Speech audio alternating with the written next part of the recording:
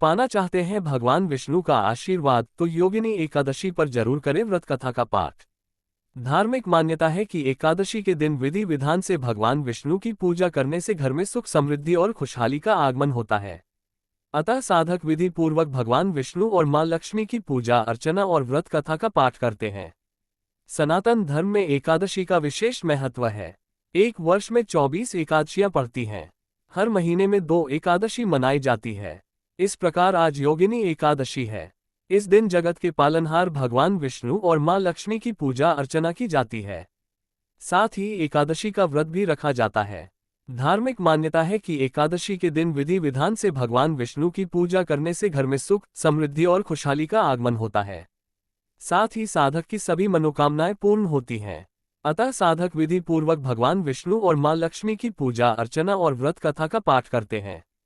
योगिनी एकादशी व्रत कथा का पाठ करने से साधक को अमोघ फल की प्राप्ति होती है। आइए व्रत कथा का पाठ करें। योगिनी एकादशी की व्रत कथा।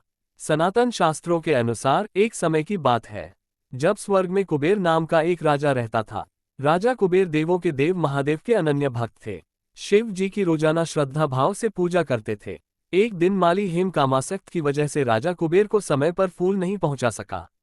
ये जान राजा कुबेर क्रोधित होकर बोले, तुमने ईश्वर भक्ति के बजाय कामासक्त को प्राथमिकता दी है, अतः मैं शाप देता हूं कि तुम्हें स्त्री वियोग मिलेगा, साथ ही धरती पर कष्ट भोगना पड़ेगा।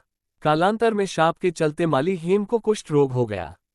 वर्षों तक हेम को पृथ्वी पर दुख और कष्ट सहना पड़ा। एक दिन माली हेम को मार्कंडेय ऋषि के दर्शन हुए। उस समय उसने मार्कंडेय ऋषि से अपनी व्यथा बताई।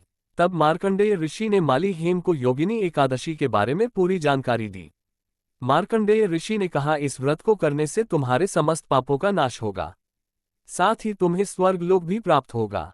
माली हेम ने विधि विधान से एकादशी का व्रत रखा, साथ ही भगवान विष्णु की पूजा उपासना की।